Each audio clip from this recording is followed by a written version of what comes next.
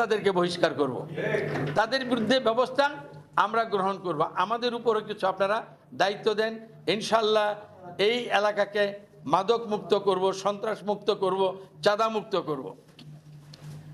এই এলাকায় সামাজিক ন্যায় বিচারটাকে ধ্বংস করে দিয়ে গেছে স্বৈরাচারী সরকার। রাষ্ট্রীয় বিচার ব্যবস্থাকে ধ্বংস করেছে, আইন আদালতকে ধ্বংস করেছে, নিজেদের ইচ্ছা মতো সেই আইন বিভাগকে তারা পরিচালনা করেছে। আর সন্ত্রাসীরা এলাকায় যে সামাজিক ন্যায় বিচার ছিল এটাকে ধ্বংস করে দিয়ে গেছে। আপনারা আমাদেরকে চেষ্টা করতে হবে ন্যায় বিচার সমাজে প্রতিষ্ঠা করতে হবে, জনগণ যাতে ন্যায় বিচার পায়। সব বিচার তো আর থানায় আর কোর্টে গিয়ে হয় না, এলাকায় হয়। আপনারা নেতৃবৃন্দ আপনাদের কাছে আসলে জনগণ ন্যায় বিচার পায়, এই ন্যায় বিচারটা আপনারা সুনিশ্চিত করবেন। আপনারা এলাকায় এলাকায় ভালো মানুষের সম্মান বৃদ্ধি করবেন, খারাপ মানুষকে ঘৃণা করবেন, খারাপ মানুষকে আপনারা পরিত্যাগ করবেন। ভালো মানুষ যারা তারা হচ্ছে সবচেয়ে মূল্যবান সম্পদ দেশের, তাদেরকে আপনারা সম্মান দিবেন, ভালোবাসবেন। এলাকার মুরব্বীদেরকে যথাযথভাবে আপনারা সম্মান দিবেন। বিএনপির নেতা, অঙ্গ সংগঠনের নেতা পা উঠে রিকশায় বসে চলবেন, বেয়াদব হবেন, এটা কোনোভাবে আমি পছন্দ করি না। কোনো বেয়াদবকে আমি পছন্দ করি না। বেয়াদবের ইহকালও নাই, পরকালও নাই। কাজে এই বেয়াদব মুক্ত এই সমাজ ব্যবস্থা করতে হবে, মুরব্বীদেরকে সম্মান দিতে হবে। যারা ন্যায় বিচার করে তাদেরকে না বিচারে দিতে হবে। আপনি আমার বিচারে যাওয়ার দরকার নাই।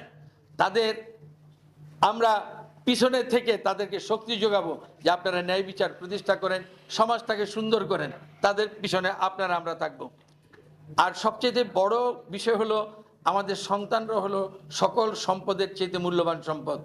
আমাদের প্রত্যেকের সন্তানকে ভালো করার জন্য চেষ্টা করতে হবে, যাতে করে আমাদের সন্তানরা কোনো খারাপ সঙ্গী সাথীর সাথে না যায়, খারাপ না হয়। সেই জন্য আসেন আমরা প্রত্যেকে এলাকার যত আমার সন্তান, আপনার সন্তান এবং আমাদের সন্তানের বয়সী যারা আছে তাদেরকে কিভাবে সুযোগ্য নাগরিক হিসাবে গড়ে তুলব, কিভাবে সুন্দর পড়ালেখা দিয়ে তাদেরকে আমরা ভালো মানুষ হিসাবে গড়ে তুলব, সেই জন্য আমাদের দলের থেকে আমরা কাজ করি।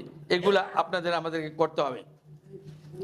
শিক্ষা প্রতিষ্ঠানগুলোর মধ্যে কি বিশৃঙ্খলা সৃষ্টি করে দিয়ে গেছে আপনারা জানেন এই স্বৈরশাসক। তো সেখানেও এখন দেখা যায় কোনো স্কুলে গিয়ে হেডমাস্টারকে, সুপারিনটেন্ডেন্টকে, প্রিন্সিপালকে জোর করে সেখানে বিদায় করা হয়, রিজাইন নেওয়া হয়। এগুলা যেন কোনো এলাকায় হতে না পারে। অন্যায় যদি করে থাকে কর্তৃপক্ষের কাছে বলবো, কর্তৃপক্ষ ব্যবস্থা নিবে। এরপর হচ্ছে স্থানীয় সরকার প্রতিষ্ঠান যেগুলো আছে, জানেন যে ইতিমধ্যে সরকারিভাবে স্থানীয় সরকার প্রতিষ্ঠানের কোন কোন পর্যায়ে কাদেরকে বাতিল করা হয়েছে আপনারা জানেন।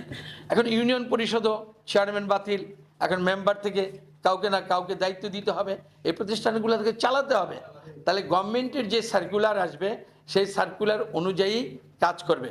সেইখানে আমাদের কি উচিত হবে, আমরা সেখানে হস্তক্ষেপ করব না, কিন্তু একটা ভালো মানুষ যদি থাকে তাকে কিভাবে সহযোগিতা করতে পারি আমরা সহযোগিতা করব। কিন্তু আমরা ওইখানে আইনকে হাতে তুলে নিব না। আমরা বলবো না যে একেই বসাইবো, এই না হলে কাউকে বসতে দিব না, এমনটা না। কারণ প্রশাসন করবে, এই প্রশাসনকে আমরা হেল্প করতে হবে। আর একজন চেয়ারম্যান চলে যাওয়ার পরে 12 জন মেম্বার, 9 জন 9 ওয়ার্ড, 3 জন মহিলা। তো এই সবাই তো চাইবো যে আমি চেয়ারম্যান হই, এই আরেক বড় প্রবলেম। তো সেইখানে আপনারা দেখবেন যোগ্যতা, আপনারা দেখবেন সততা, নিষ্ঠা। সেটা দেখে আমার নেতৃবৃন্দ ভাগ হবেন না। আপনারা আবার কিছু লোক একজনকে নিয়ে নামবেন, আরেকজন লোক নিয়ে নামবে, দলের মধ্যে বিশৃঙ্খলা হবে। আপনারা যাকে সবচেয়ে যোগ্য মনে করবেন এবং সবচেয়ে ভালো মনে করবেন তার জন্য সম্মিলিত চিন্তা ভাবনা করে সিদ্ধান্ত নিয়ে সেটা করার জন্য চেষ্টা করবেন। আর চেষ্টা যদি না হয় সেখানেও তার বিরুদ্ধে যাবেন, কারণ গভর্নমেন্ট যদি কোনো কিছু করে প্রশাসন সেটাকে মেনে নেবেন। এই পর্যায়ে প্রশাসনের বিরুদ্ধে কোনো কিছু না করে স্থিতিশীলতা আনার জন্য আপনারা চেষ্টা করবেন, এটা আপনাদের কাছে আমি অনুরোধ জানাই। সর্বশেষ আমার অনুরোধ সেটা হলো এই, আমাদের সংগঠনকে আপনি সুসংগঠিত করবেন। এই যে বলছেন এখানে সংগঠনের ভিতরেও দলাদলি আছে, আমাদের যারা আছে আমাদের মধ্যে দলাদলি আছে, এটা কিন্তু রাখা যাবে না। সংগঠনকে শক্তিশালী করতে হলে ঐক্যের বিকল্প নাই। ঐক্য আপনার আমার মধ্যে তৈরি করতে হবে। বৃহত্তম রাজনৈতিক দল, প্রতিযোগিতা তো থাকবে, নেতৃত্বের প্রতিযোগিতা থাকবে, এটাই স্বাভাবিক, এটা করা স্বাভাবিক। কিন্তু এর মানে এই না একজন আমার আরেকজনের শত্রু, এই ভেবে কোনো কাজ করা যাবে না। প্রতিযোগিতা হবে, যার যার কর্ম দিয়ে সে এগিয়ে যাবে। সেই জন্য আমি কাউকে শত্রু ভাববো না। আমরা একটা দল করি, একই আদর্শে আছি, আমরা একত্রিতভূত হয়ে থাকবো। এই ফতুল্লা থানা বিএনপির মধ্যে বিভক্তি আছে, এই বিভক্তি দূর করতে হবে। এই বিভক্তি দূর করতে গিয়ে আমি এটা বলবো না যে সবাইকে নিয়ে নেয়, আমি বলবো খারাপদেরকে বাদ দিয়ে ভালো মানুষগুলো, ভালো মানুষের সংখ্যা যদি কম হয় আপনাদের সাথে আমি থাকবো। আমি কোনো সন্ত্রাসী, অনেক বড় নেতা, অনেক কিছু তার আছে, অর্থ সম্পদ, এগুলাকে থোড়াই কেয়ার করি, এগুলাকে আমি কেয়ার করে রাজনীতি করি না। কারণ দেশের সর্বশ্রেষ্ঠ গডফাদার যে শামীম ওসমান, তার সাথে আমি লড়াই করি। কাজেই চুনোপুটি যারা আছে আমার দলে, এইগুলো আমাকে হুমকি ধমকি দিয়া কোনো লাভ নাই, কোনো লাভ নাই, কোনো লাভ নাই। আপনারা ভালো মানুষ সংখ্যায় কম হন, আমি আপনাদের সাথে আছি। ভালো মানুষের শক্তি তো আলাদা, ভালো মানুষের শক্তি কি আলাদা না? চোর চুরি করতে যায়, গৃহস্থ নিরস্ত্রয়, চোরের হাতে বন্দুক কামানো থাকে, গৃহস্থের একটু সজাগ হওয়ার আওয়াজ পেলে চোর পালায়। তাহলে চোর যত বড় পাওয়ারফুল হোক, সে ভীত সন্ত্রস্ত ভালো মানুষের সামনে।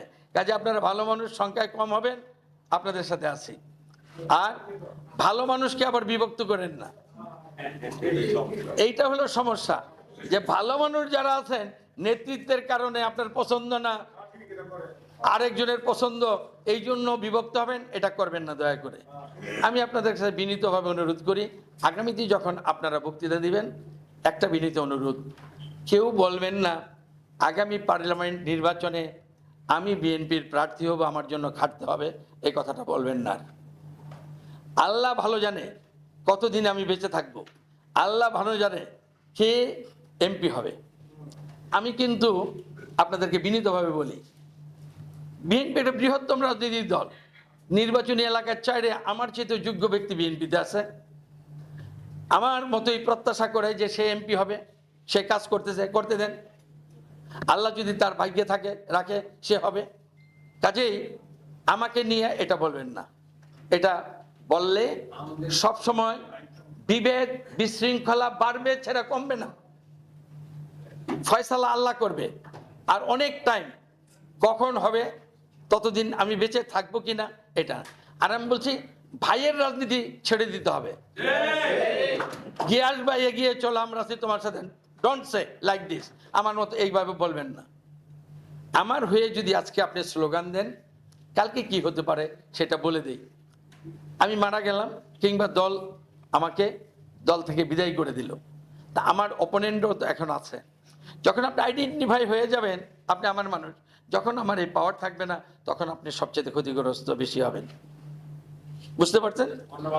কাজেই কাজেই কাজেই কাজেই আমার হওয়া লাগবে না। আপনার প্রতি আমার অনুরোধ, আপনি দলের হয়ে যান। দল আমার, আমি দলের, ওকে? দল আমার, আমি দলের, এটা হয়ে যান।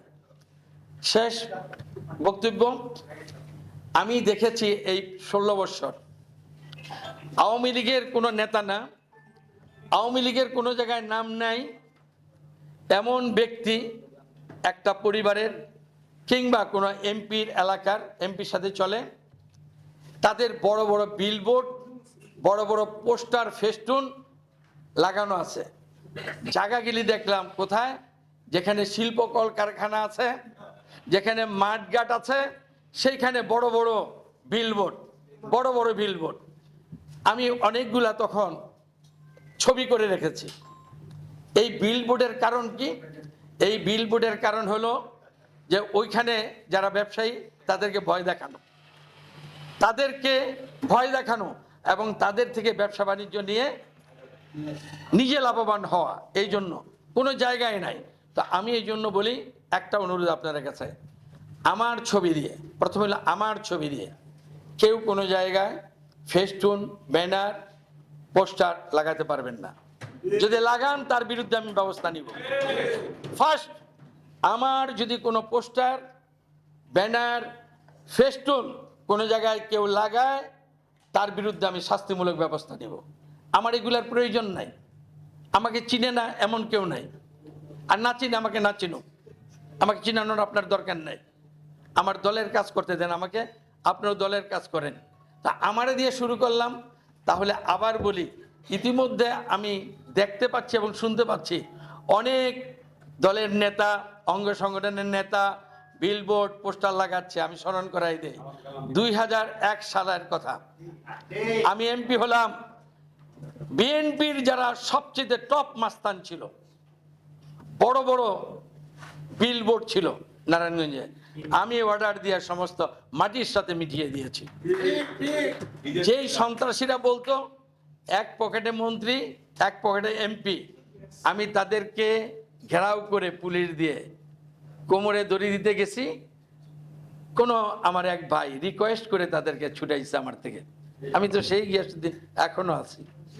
তো কাজেই যারা এখনো এই পোস্টার, লিফলেট আর ব্যানার লাগাচ্ছেন আমার দপ্তরে, আমার কাছে তাদের ব্যাপারে নামটা লেখা থাকবে আমার হৃদয়ে যে সে খারাপ লোক, সে এখন ব্যবসা বাণিজ্য করার জন্য ধান্দা করতেছে, তার এখন ব্যবসা বাণিজ্যের প্রতি লোভ। আপনাদের যদি যারা এখানে আছেন, আমার কথা শোনেন, আপনাদের অনুরোধ করে যে যারা এখানে উপস্থিত আছেন, আপনাদের যদি কোনো ফেস্টুন ব্যানার এরকম থেকে থাকে এলাকায় গিয়ে নামিয়ে ফেলবেন। আমি নাই বলতে বলি না, যদি থাকে নামিয়ে ফেলবেন, অন্যদেরকে বলবেন আমি নামিয়ে ফেলতে বলেছি।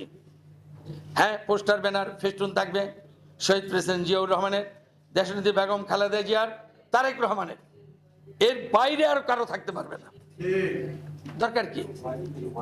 চাঁদাবাজি, মাস্তানি, এছাড়া আর কোনো কাজে এগুলা আসে না।